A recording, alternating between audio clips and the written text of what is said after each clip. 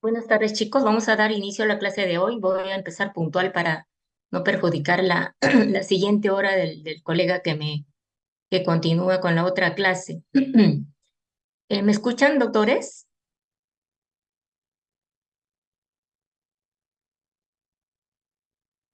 Sí, doctora, sí se la escucha. Ya. Muchas gracias, doctora, por responder. Creo que eres la única que participa a veces. ¿Cuál es tu nombre, doctora? Lucía Ulloa, doctora. Ya, gracias, Lucía. Muy bien, doctores. Vamos a empezar el día, el tema de hoy día programado para hoy, que es de bronquiolitis aguda. Tengo entendido que ustedes ya han hecho la clase de asma bronquial, ¿no? Bueno, Lucía, voy a hacerte una preguntita. ¿Cómo haces el diagnóstico de asma, Lucía, en un niño? Con la espirometría, doctora. Por espirometría, ya. ¿Qué otros criterios tienes en cuenta, Silvana? La doctora Silvana Mercedes Quintana.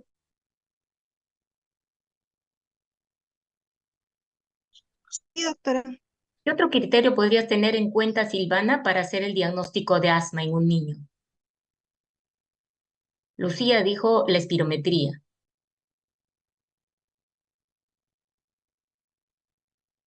La dificultad respiratoria, doctora.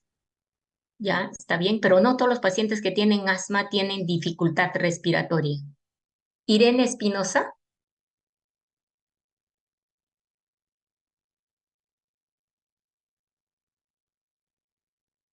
Irene, Ay, doctora, perdón, estaba hablando con el micro apagado. sí, ya. ¿Qué otro criterio tendrías en cuenta, Irene, para hacer el diagnóstico de asma en un niño? Em, bueno, doctora, más que para hacer el diagnóstico, ahorita tenía en mente para clasificar como tal la crisis asmática con los criterios que nos habían mencionado en clase. Ya, porque miren, no todo paciente que tiene sibilancias tiene asma, ¿no? Entonces, por eso yo les preguntaba qué criterios tienen en cuenta para hacer el diagnóstico de asma en un paciente pediátrico. A ver, Doctora, sí, disculpe, sí, ¿podría ser el índice predictivo de asma? claro. ¿Cuáles son los criterios del índice predictivo, doctora? Antecedentes familiares de algún familiar con asma, sobre todo Sí, está bien, está alguno de bien. los ¿Qué más? padres. ¿Qué más? Antecedentes de atopía, como una Perfecto, dermatitis atópica. muy bien. Ya, Mm, dos de los principales criterios. Está bien. Ya. Entonces, para hacer el diagnóstico de asma, además debo tener en cuenta otro criterio. Doctor, ¿algún varón, algún caballero que quiera participar? Juan Manuel Malpartida, ¿se encuentra? Juan Manuel,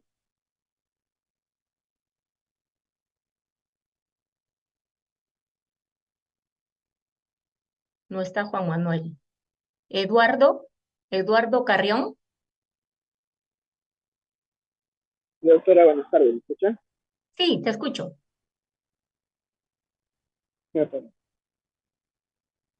Bueno, yo también estaba pensando en lo que es los sibilantes, ¿no? Pero como usted dijo que no siempre todo niño va a presentar asma con sibilantes. Ya, las sibilancias forman parte de otras entidades Claro, nosológicas como la bronquiolitis, de lo que vamos a tratar ahora, ¿no? Pero un criterio para a tener en cuenta para pensar en asma, que se trate de un paciente sibilador recurrente, ¿no?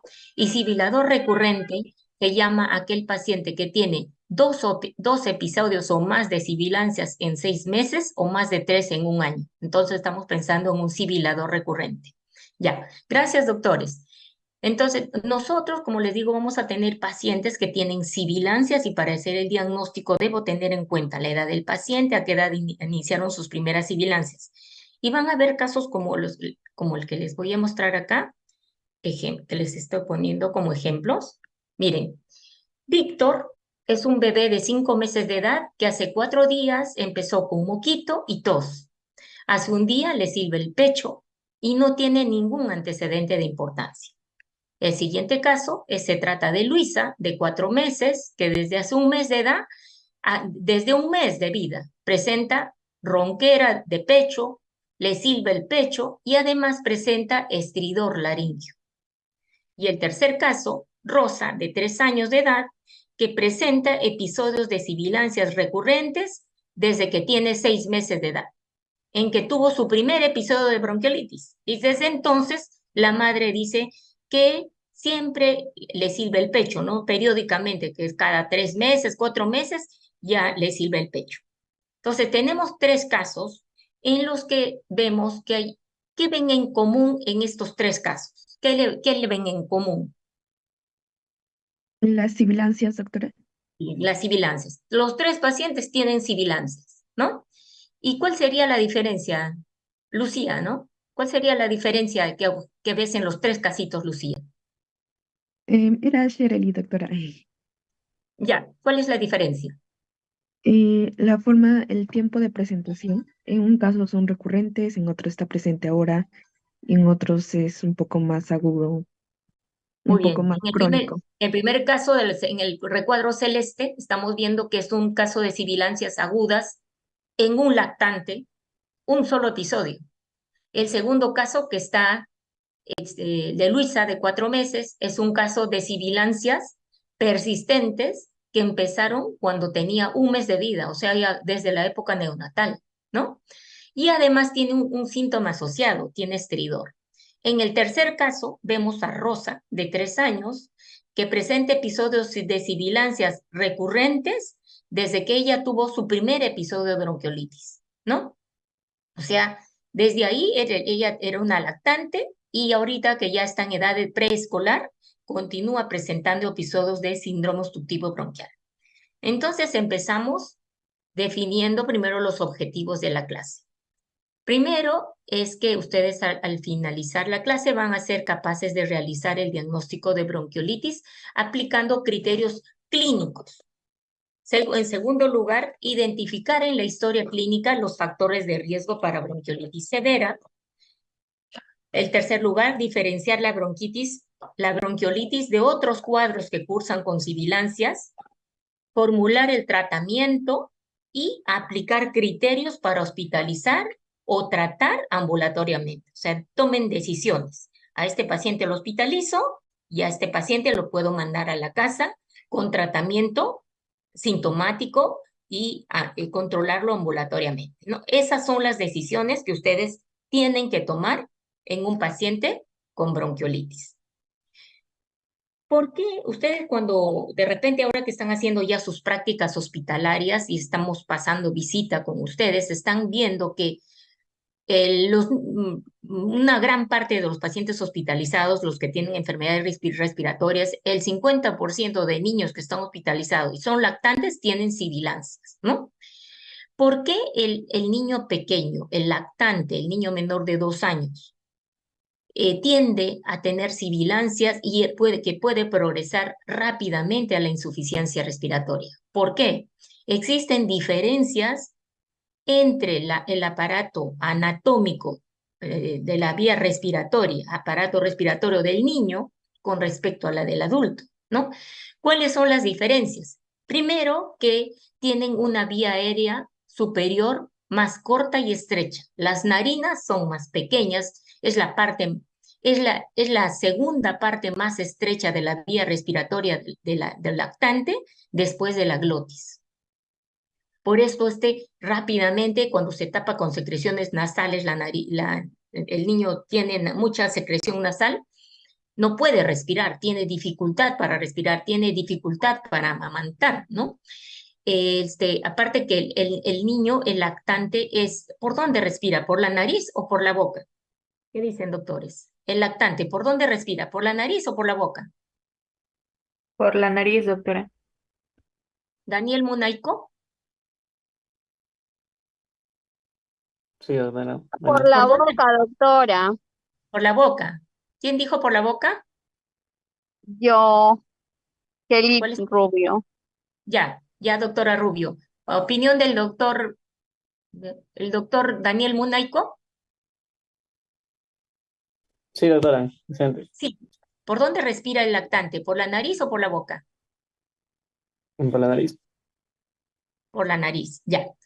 Sí, doctores, el lactante es un respirador eminentemente nasal. Por eso es que cuando se le tapa la naricita con la nariz, con moco, y la madre le pone el pecho en la boca, el niño se ahoga, ¿no? Entonces, el lactante tiene una vía aérea superior más corta, más estrecha. El diámetro de sus bronquios es más estrecho, tiene menos calibre, por lo tanto, más fácilmente se obstruye con moco, ¿no? Tiene mayor cantidad de glándulas mucosas, por lo tanto, tiene mayor secreción bronquial. El reflejo de tos es ineficiente porque todavía no, su tórax no está bien desarrollado, sus fibras musculares no están lo suficientemente fuertes, por eso tiene un reflejo de tos ineficiente. Continuamos. ¿Ya? Y la morfología del tórax, la forma del tórax del lactante, miren acá está, les he puesto una radiografía de un lactante, que estoy señalando con el mouse, tiene una forma circular, ¿no? El diámetro del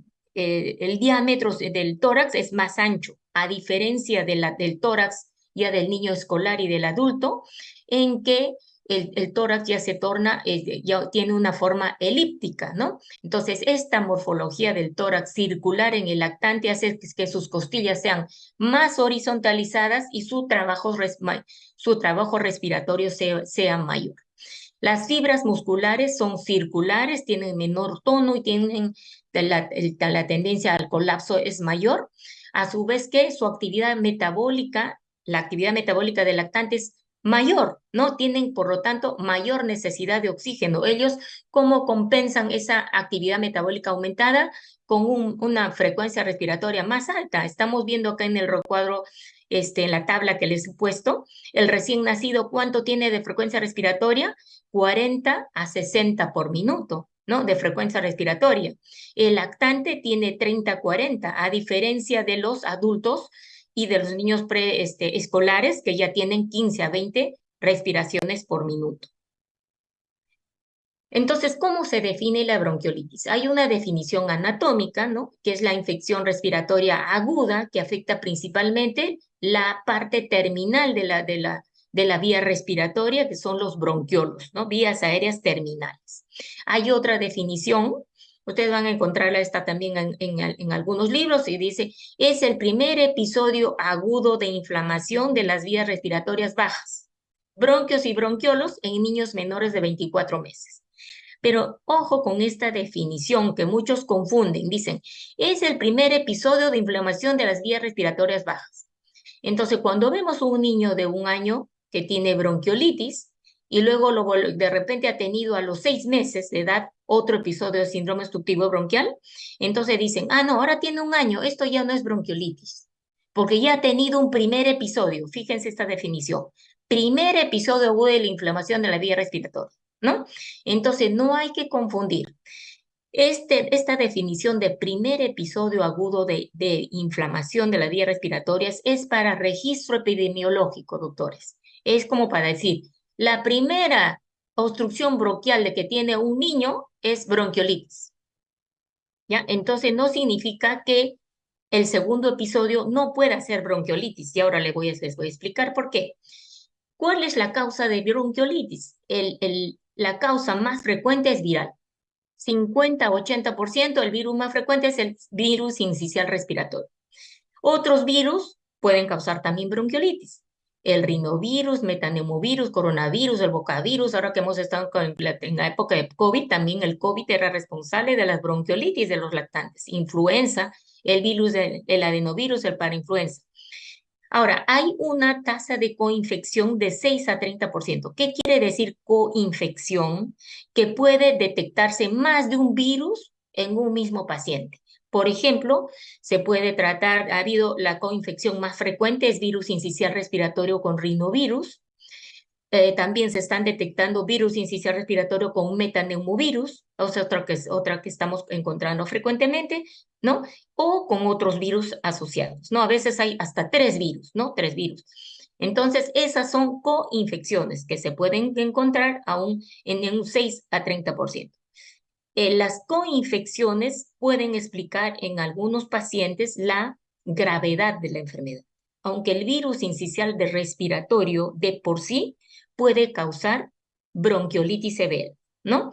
También se ha visto asociación de bronquiolitis severa con infecciones de virus incisional respiratorio con rinovirus y virus incisional respiratorio con metaneumovirus.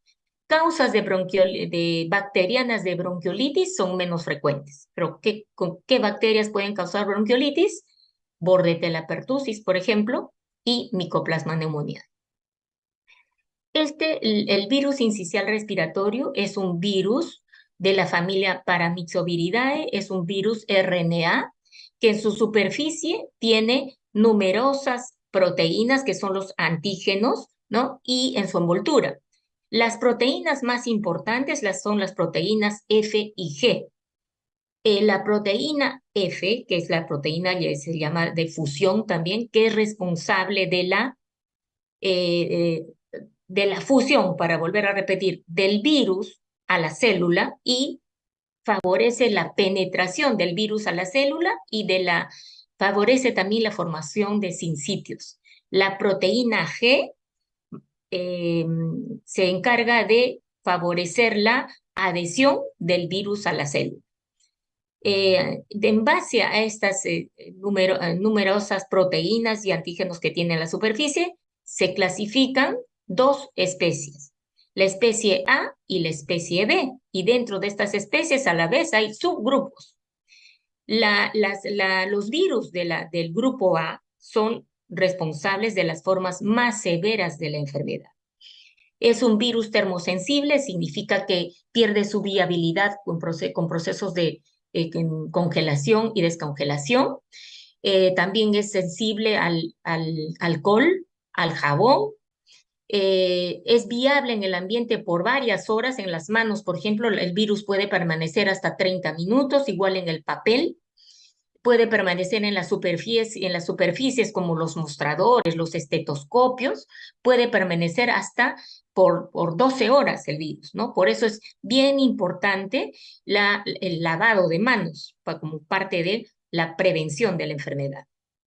Este es un virus que tiene un tamaño relativamente grande, tiene más de 5 micras. Desde el punto de vista epidemiológico, esta enfermedad es más frecuente en los meses de otoño y de invierno. Se transmite por contagio por vía de los aerosoles, ¿no? Mediante la exhalación de las gotitas de saliva, y el contagio más se da dentro de la familia, del hermanito que viene de la escuela y contagia al hermanito menor. El contagio también es favorecido en condiciones de hacinamiento, por ejemplo, en las guarderías, a veces donde el bebé es llevado para su cuidado. La fuente de infección solo son los seres humanos y se transmite por las secreciones respiratorias que son eliminadas durante los accesos de tos o los estornudos de los pacientes, ¿no? De los enfermos. El periodo de incubación de la enfermedad es de 4 a 6 días y el periodo de contagio puede ser de 1 a 2 semanas que un paciente puede permanecer contagioso. Sin embargo, los lactantes pequeños, que son niños, los menores de 6 meses, ¿no? Sobre todo los chiquitos, los menores de 3 meses, pueden tener cargas virales altas y continuar siendo contagiosos hasta 4 semanas después. Esta enfermedad o este virus afecta más frecuentemente a los niños pequeños, menores de 2 años, y con un pico entre los 2 y 6 meses, ¿no? Los porcentajes más altos de hospitalización se observan en los lactantes menores de 3 meses y son los que hacen las formas más severas de la enfermedad. Y como les decía, la enfermedad es más frecuente en los meses de otoño-invierno. Estamos viendo acá un gráfico donde obtenido de la Oficina General de Epidemiología del Ministerio de Salud, pero acá, bueno, es la información hasta el 2018, donde vemos que los afectados que están en las columnas en negro, los afectados son los niños más frecuentemente afectados, son los niños menores de 1 año, y en el otro gráfico, en este de acá, el de la derecha, estamos viendo en qué meses es más prevalente la enfermedad, ¿no? En los meses miren, están encerrados en un círculo en el 2015, meses de invierno, ¿no? Junio, mayo, junio, julio. Igual en el 2016, empezando desde abril ya empieza, ¿no? Ya empieza ya a prevalecer el virus sincicial respiratorio. Abril, mayo, junio, julio, hasta agosto. 2017 igual. Y el 2018 también. Entonces, más frecuentemente se presenta en los meses fríos, ¿no? Desde el punto de vista de su patogenia, ¿cómo se transmite la enfermedad? A través de las gotitas, que son gotas mayores de 5 micras, son gotas gruesas que son exhaladas o expulsadas con los estornudos o con la tos. Estas microgotas pueden ser expelidas y pueden alcanzar hasta 2 metros de distancia del paciente, ¿no? Por eso a la hora de separar a los pacientes, si es que nosotros quisiéramos prevenir el contagio, tendríamos que mantenerlos separados al menos de 2 metros de distancia entre cama y cama. ¿Cuáles son los factores de riesgo para bronquiolitis severa? Perdón, antes de saltar esto, ¿cómo se contagia un paciente? Cuando las partículas, las microgotas son inhaladas por un paciente, ¿no? Entonces estamos inhalando esas microgotitas, pero más frecuentemente el contagio se da cuando tenemos contacto directo con las secreciones de los pacientes enfermos, que se pueden depositar en nuestros estetoscopios, en los lapiceros, en los mostradores, o cuando tocamos a un paciente tenemos en las manos las contaminadas con las secreciones, luego nos tocamos la cara o tocamos la piel, la carita de los pacientes y el virus ingresa a la orofaringe o a la nasofaringe del paciente, del niñito, y de esta manera comienza a desarrollarse la enfermedad. ¿Cuáles son los factores de riesgo para bronquiolitis severa? Primero, que se trate de un lactante pequeño, menor de 3 meses.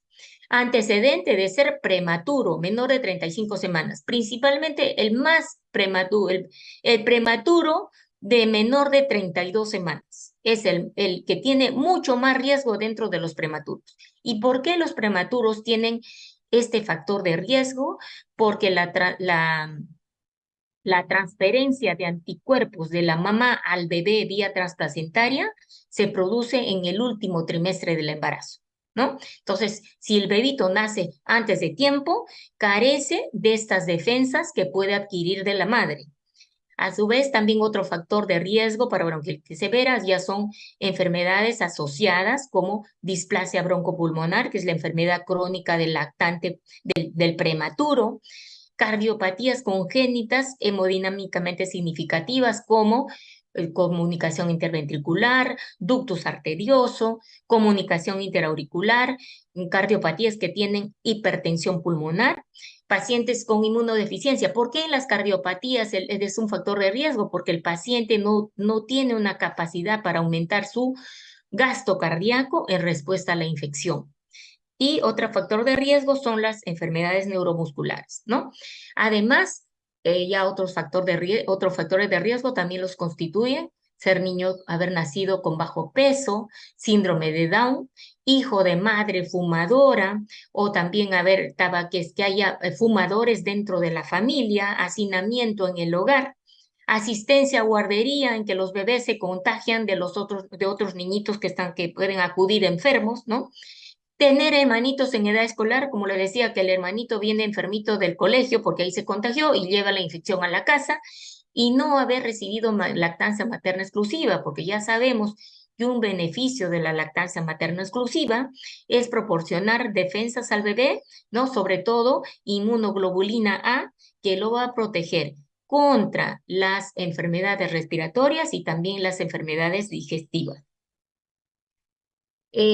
¿Cómo ingresa el virus entonces a infectar a los bronquiolos? Una vez que el virus ingresa a la nasofaringe, vía nasofaringe o a las conjuntivas, aquí el virus se multiplica, prolifera y 3 a 5 días después es arrastrado hacia las células epiteliales de los bronquios, donde causa inflamación, ¿no?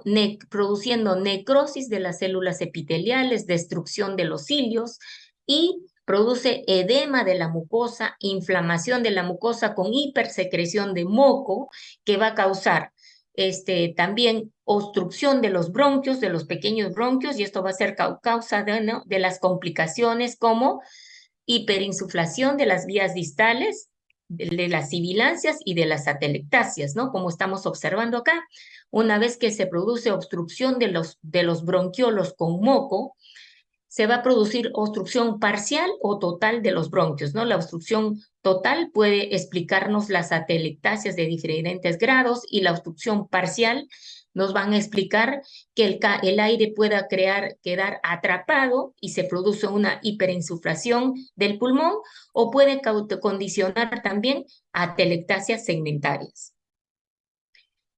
Para el diagnóstico no necesito ningún examen auxiliar. Es suficiente mi buena historia clínica, doctores. ¿Necesito placa de tórax para hacer el diagnóstico? No necesito. ¿Necesito hemograma, proteína C reactiva? ¿Necesito hacer estudio para virus? No, doctores. Es mi buena historia clínica. Haciendo una buena anamnesis, preguntando a la mamá, señora, ¿desde cuándo está su hijito enfermo? ¿Qué edad tiene su hijito? ¿Cómo empezó la enfermedad de su niño? ¿Desde cuándo tiene moquito? ¿Desde cuándo tiene tos? ¿No?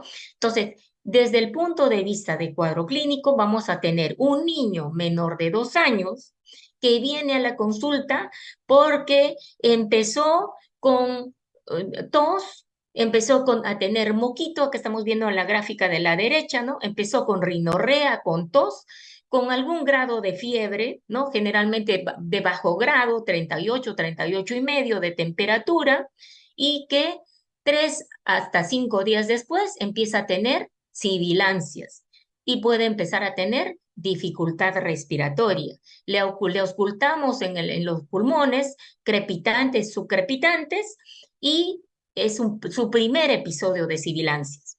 La enfermedad, ¿cuánto tiempo dura? Se resuelve en plazo de 1 a 2 semanas en la mayor parte de los niños. En un 90% de pacientes, hasta las 3 semanas puede durar la tos. Por lo tanto, explicarle a la madre que la tos puede persistir y que no se preocupe, ¿no? En un 5% de pacientes, la tos puede demorar en resolverse hasta 4 semanas, doctores, ¿no? Ahora, el inicio tardío de la fiebre. Si yo tengo un paciente, inicialmente ha tenido fiebre 1 o 2 días, después deja de tener fiebre y lo único que le queda es que le ronca el pechito, que silba el pecho, ¿no? Si de repente el paciente tiene unos 7 días después, reinicia con fiebre alta de 39, sospechemos de complicaciones de una bronquiolitis, ¿no? ¿Y cuáles pueden ser esas complicaciones? Otitis media aguda o neumonía, que deberían estar dentro de nuestras posibilidades diagnósticas, ¿ya? Entonces, siempre tener en cuenta cuánto demora en resolverse un cuadro de bronquiolitis. Controlar a nuestros pacientes. Si la tos persiste, que la madre no se preocupe siempre y cuando el niño esté en buen estado general, explicarle cómo debe despejar la naricita y eso lo vamos a ver ahora en el tratamiento. Existen diferentes escalas para valorar el grado de severidad de la bronquiolitis.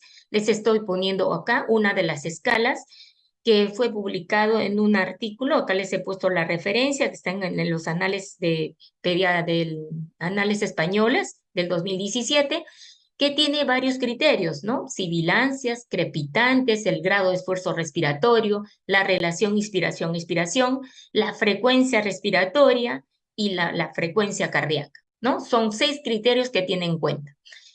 Estos criterios nos van a permitir valorar qué cosa, decidir el ingreso a UCI. Si el puntaje es más de 10, estoy decidiendo que el paciente debe ingresar a UCI.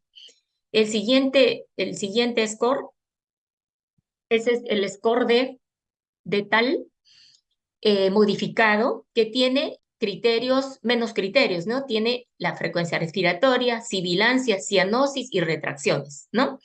Miren, el máximo puntaje de 3 puntos es cuando un lactante menor de 6 meses tiene mayor de 70 de frecuencia respiratoria. El mayor de 6 meses, más de 60 de frecuencia respiratoria. Cuando tiene sibilancias audibles a distancia, significa que sin poner el estetoscopio, yo estoy escuchando las sibilancias. Entonces, estoy frente a un paciente con un síndrome obstructivo bronquial agudo severo o bronquiolitis severa. Cianosis en reposo también me va a dar 3 puntos. Y cuando tiene politiraje con retracciones supraclaviculares. Entonces, todos estos 3 puntos, criterios de dificultad respiratoria severa. Exámenes auxiliares, como les decía, ¿necesito de rutina pedir exámenes auxiliares? No necesito ninguno, suficiente mi historia clínica. ¿Cuándo debo pedir una placa de tórax en un paciente con bronquiolitis? Primero, cuando tengo duda diagnóstica. ¿Y a qué le llamo duda diagnóstica? Estoy frente a un paciente que de repente tiene fiebre 39, ¿no? Y digo, ¿esto es una bronquiolitis o es neumonía? Estoy dudando del diagnóstico.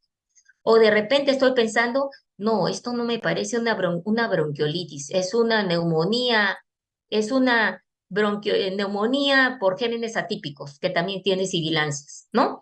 ¿En qué otro caso debo pedir una radiografía? Cuando estoy sospechando de complicaciones pulmonares. Por ejemplo, estoy sospechando que el paciente tiene atelectasia, porque al auscultarlo, el murmullo no está pasando en el base derecha, por ejemplo. Estoy sospechando que este paciente sea atelectasiado, ¿no? Entonces pido una placa de tórax. ¿Qué otra complicación? De repente estoy sospechando, el murmullo no pasa en todo un hemitórax. El paciente está grave. Tengo que tomar una placa. De repente estoy sospechando que el paciente ha hecho un neumotórax, ¿no? Cuando hay un deterioro agudo de su situación clínica, también, ¿ya que nos referimos con esto? A veces tenemos pacientes con bronquiolitis ya hospitalizados, incluso lo han hospitalizado sin placa de tórax o de repente tiene una placa de tórax inicial normal, pero estando hospitalizado el paciente, a las 12 horas bruscamente presenta un episodio de cianosis que antes no lo tenía. Entonces ha habido un deterioro agudo de su situación clínica.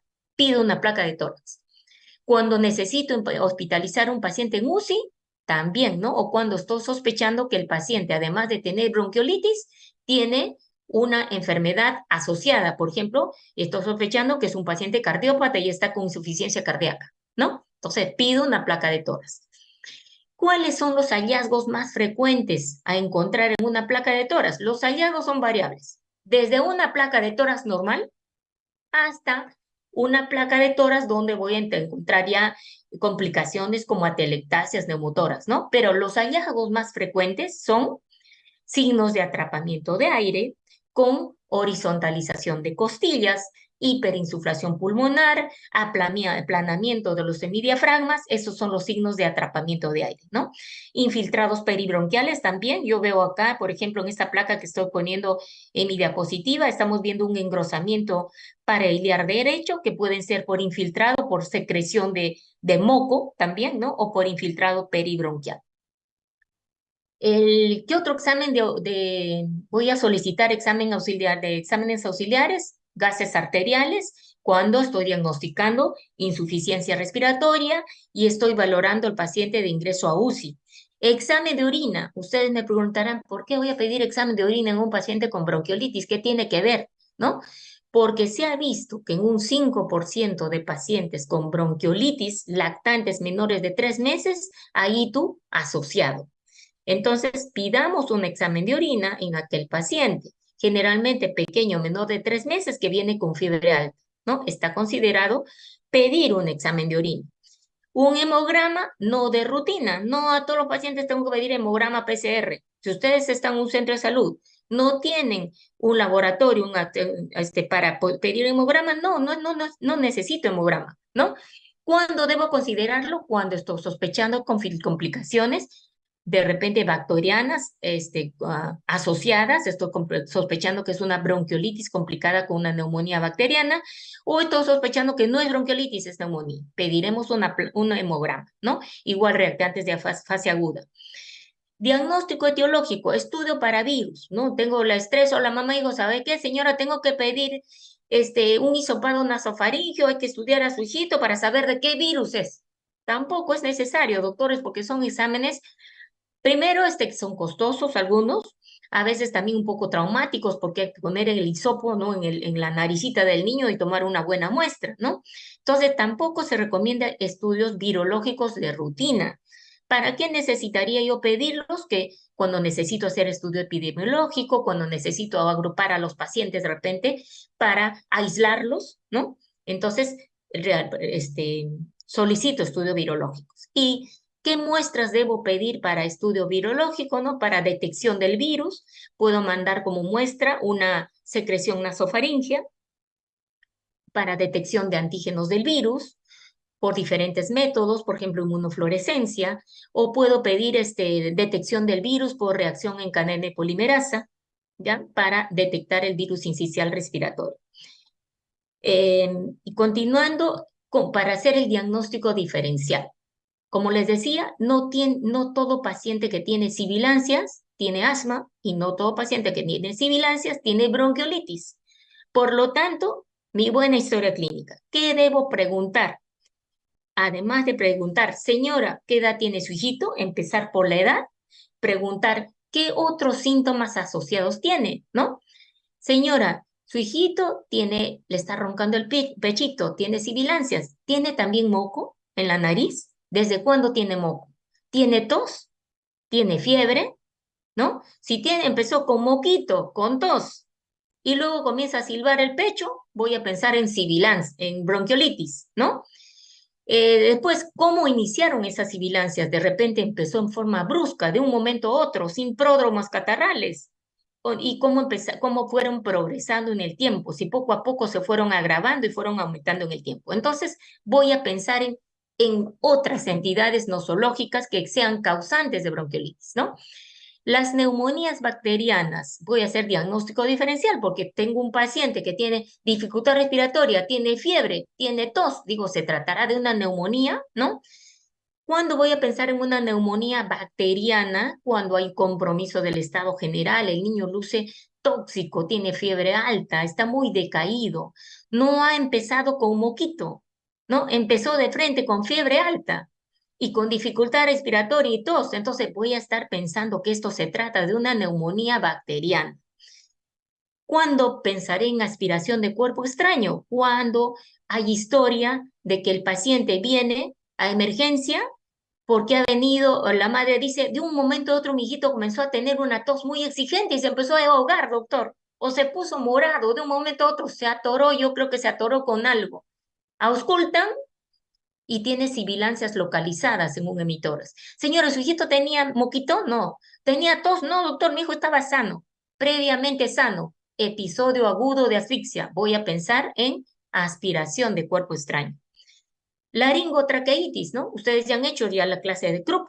Cuando voy a pensar en Krupp o laringotraqueitis, en aquel paciente que empezó con moquito, también el Krupp empieza como la bronquiolitis. Pero ¿qué voy a encontrar al examen físico?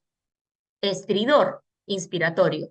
La tos le llaman la tos perruna, ¿no? La tos con timbre metálico. Entonces voy a estar haciendo el diagnóstico de Krupp cuando mi paciente tiene estridor. La bronquiolitis, ¿no? Que les he puesto acá el último. ¿Cómo hacer mi diagnóstico entonces de bronquiolitis? Doctores, ¿cómo empieza la bronquiolitis, doctora Lucía? Lucía. Lucía Victoria. Lucía Victoria Ulloa. ¿Cómo empieza la bronquiolitis, Lucía?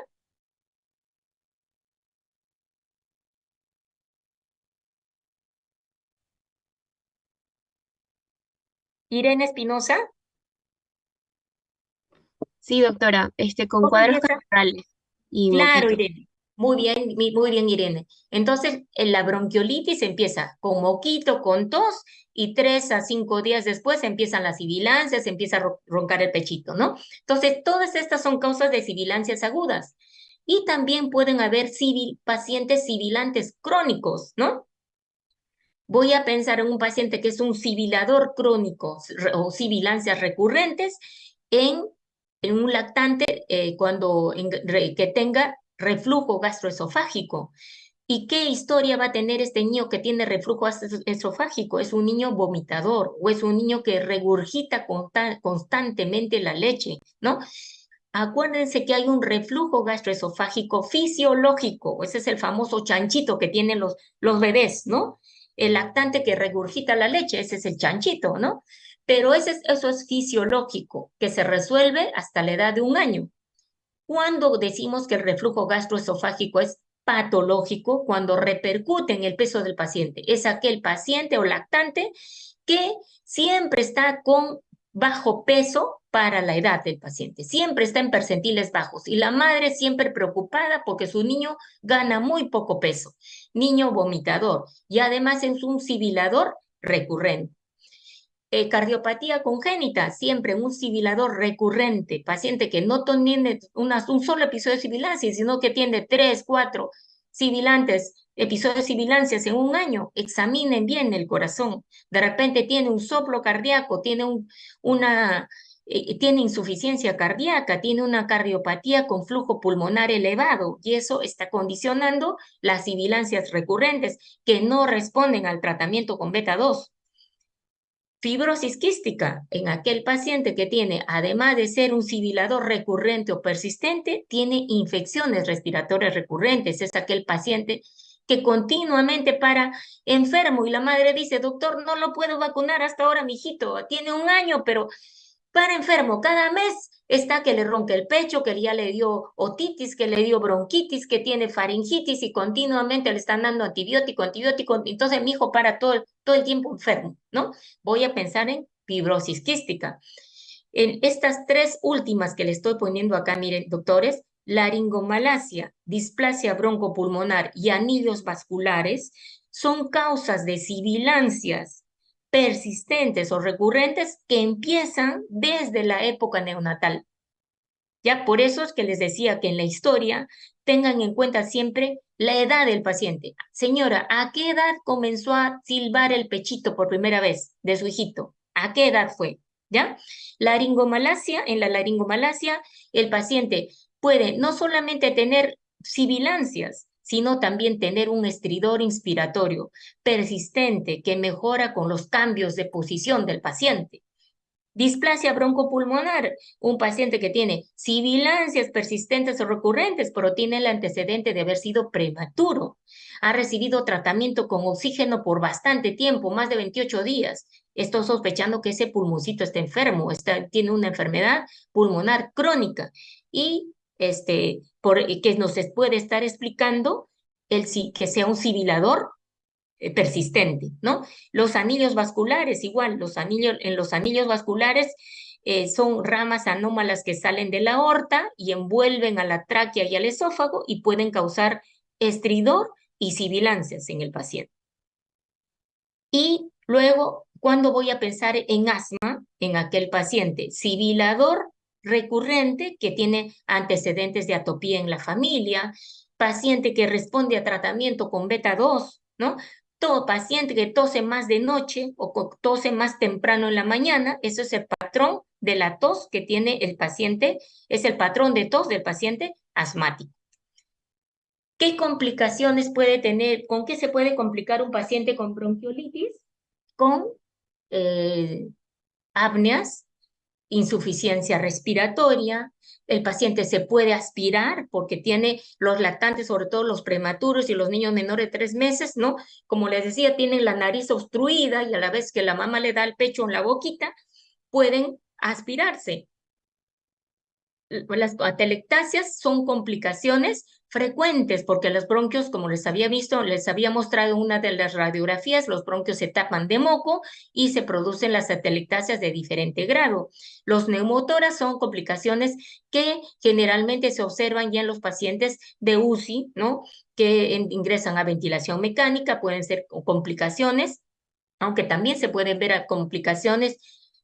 Antes se veían en pacientes con bronquiolitis severa, ¿no? En que hace como el virus produce necrosis de las células epiteliales, puede haber necrosis de las células de las paredes de los alvéolos y producirse rotura de estos, ¿no? Pero esto es más raro. Estas complicaciones son más frecuentes en niños con factores de riesgo, ¿no? ¿Y quiénes son los niños con factores de riesgo? Los niños menores de 3 meses, los prematuros o con enfermedades asociadas como cardiopatías, hipertensión pulmonar, etc. ¿Qué otras infecciones asociadas hay? La otitis media aguda es una complicación relativamente frecuente. Dentro de las complicaciones bacterianas, la más frecuente es la otitis media aguda. Las neumonías son las menos frecuentes. Deshidratación, hay que tener cuidado también en observar esto o incluso explicarle a la mamá para que observe como signo de alarma. ¿Por qué se puede deshidratar un paciente con bronquiolitis? Porque tiene dificultad para amamantar y es un criterio de hospitalización, ¿no? Cuando el niño deja de amamantar o lacta poco, debe ser hospitalizado porque se puede deshidratar. ¿Qué otras complicaciones extrapulmonares pueden haber en la bronquiolitis? Síndrome de secreción inapropiada de hormona antidiurética, convulsiones, arritmias, que son menos frecuentes. ¿Cuáles son los criterios de hospitalización? ¿Qué debo tener en cuenta para decidir si voy a hospitalizar a un bebé o no? Primero, la edad, que sea un niño menor de 3 meses, que tenga una saturación menor del 92% a nivel del mar, o hasta 2.500 metros de altura, o menor igual a 85%, a más de 2.500. Que luzca tóxico, que esté en mal estado general, que no esté tomando, que no esté amamantando bien, que su ingesta haya disminuido de repente hasta el 50%. Por eso es importante preguntar, señora, normalmente cuántas veces al día lactaba su bebé, ¿no? Si la mamá dice, doctor, mi hijito estaba lactando hasta 6, 8 veces y ahora solamente lacta 4 veces, o de repente lacta 8 veces, pero lacta poquito y lo deja, lacta poquito y lo deja, ¿no? Entonces, este niño se puede deshidratar. El lactante deshidratado también es ya de por sí una indicación de hospitalización. Lactante con comorbilidad, que tenga bronquiolitis, que de repente sea un niño con síndrome de Down, un niño con cardiopatía asociada, ¿no? Debo valorar hospitalizar en ese paciente.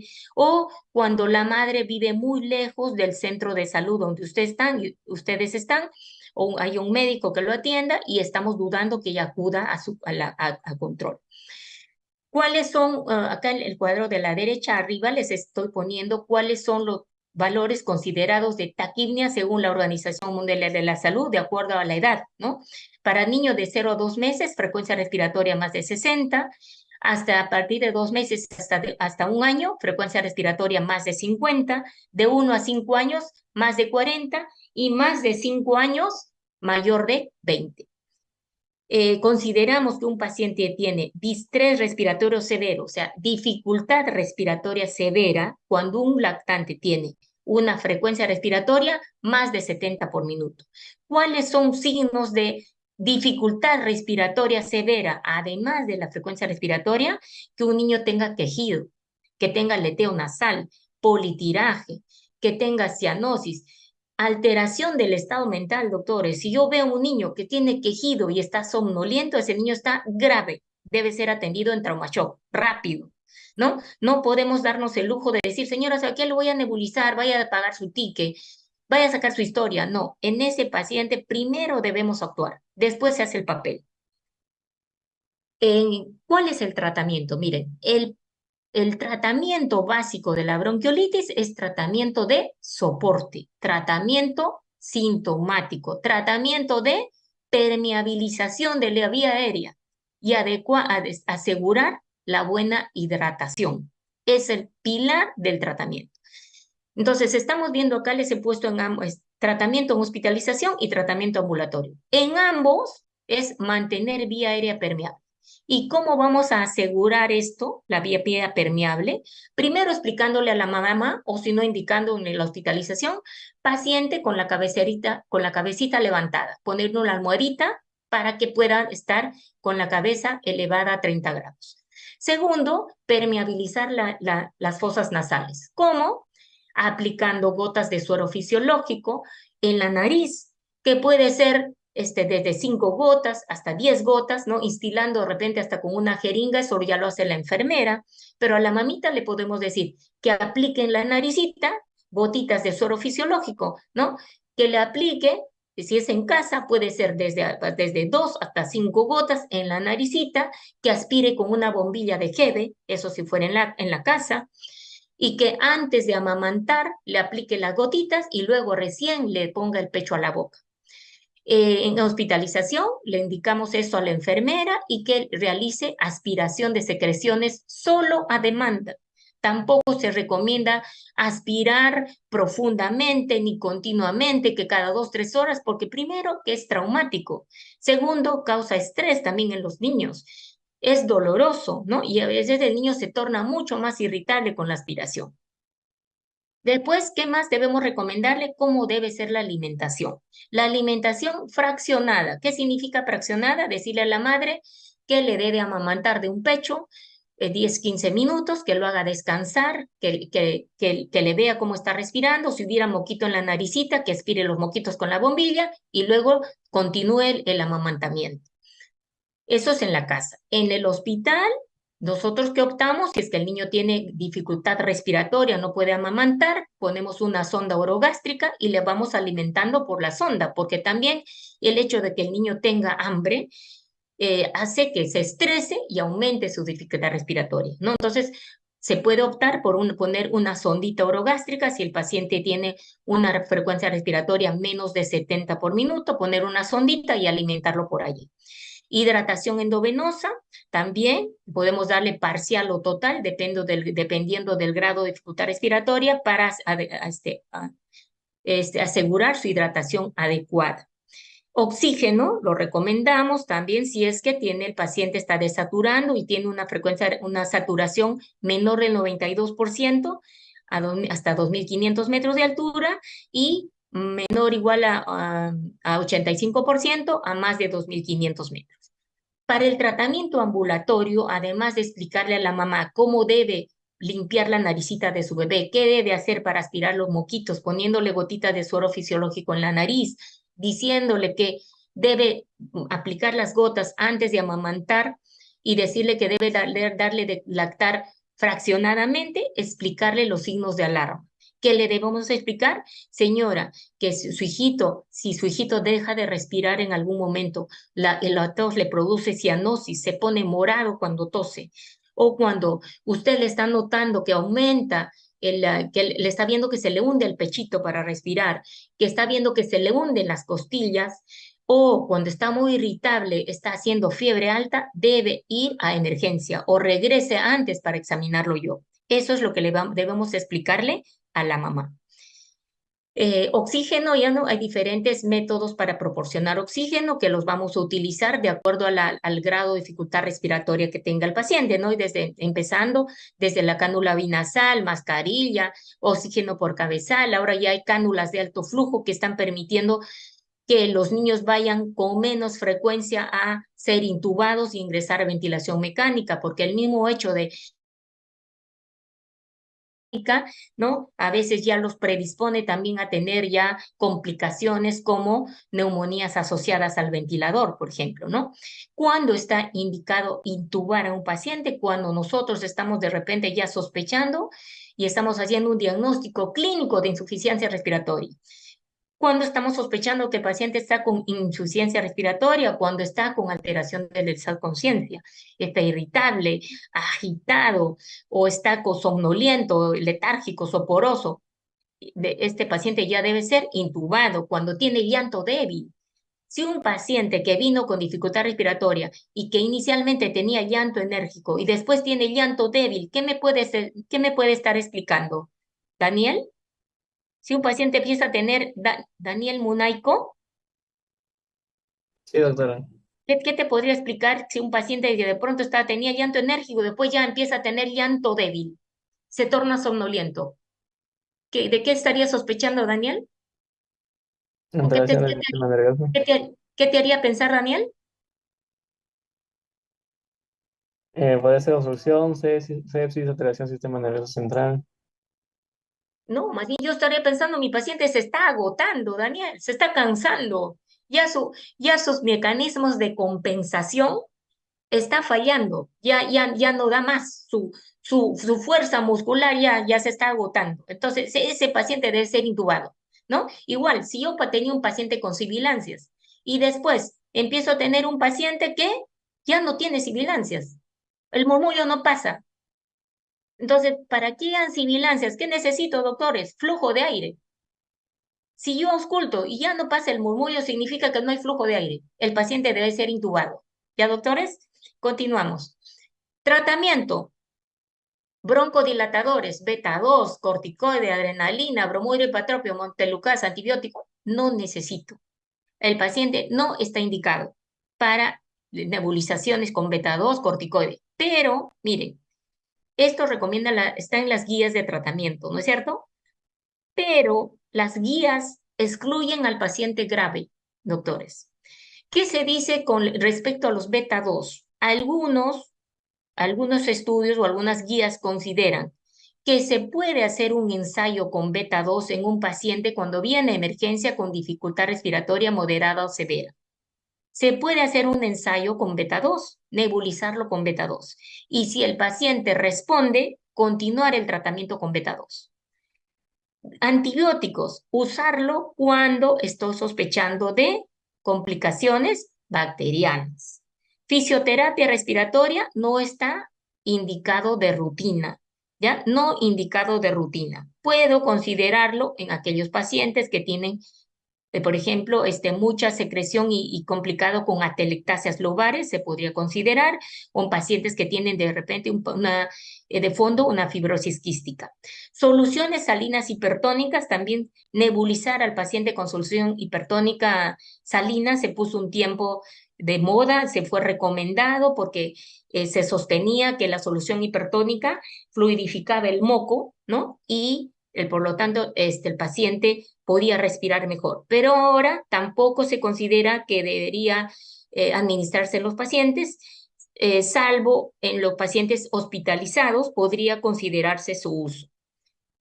¿Cuándo debo decidir dar de alta a mi paciente? Cuando ya no tiene dificultad respiratoria, cuando tiene buena tolerancia oral, cuando su saturación está normal y los padres o cuidadores son responsables y van a acudir a control en la fecha indicada. Medidas preventivas. Principal medida preventiva, lavarse las manos. El virus muere con alcohol y con jabón, doctores. Entonces, acuérdense que el virus puede permanecer en las manos hasta 30 minutos, ¿no? Y si yo con las manos contaminadas toco la cara de un bebé, de un niño, lo voy a infectar. Entonces, lavado de manos, la misma recomendación con las mamás, explicarles a las mamás el lavado de manos, explicarles, evitar que la exposición a humo de tabaco, explicarle mejor evitar llevar al niño a la guardería, lactancia materno exclusiva durante los 6 meses, es lo que debemos fomentar. Ahora, también están medicamentos para hacer inmunoprofilaxis pasiva. El palivizumab es un anticuerpo monoclonal que es el más antiguo, recomendado ya hace tiempo para administración en los prematuros, que se debería aplicar durante la temporada de invierno, pero este medicamento es costoso, debe ser aplicado a dosis de 15 miligramos por kilo, una vez al mes por 5 meses. Ahora ha salido otro medicamento nuevo, doctores, ¿ya? Ojalá que ya de repente dentro de algún tiempo se pueda tener acceso a este medicamento. Es un anticuerpo monoclonal recientemente aprobado en este año, Nirsevimab, ha sido aprobado ya en Estados Unidos y ya lo está recomendado en todos los lactantes menores de 8 meses, ¿ya? Que debería aplicarse entrando a la etapa de a la primera temporada del virus incisional respiratorio. O sea, en nuestro país, entrando a la etapa de invierno. La dosis está acá, 50 miligramos intramuscular para bebés que pesan menos de 5 kilos y 100 miligramos para bebés que pesan más de 5 kilos.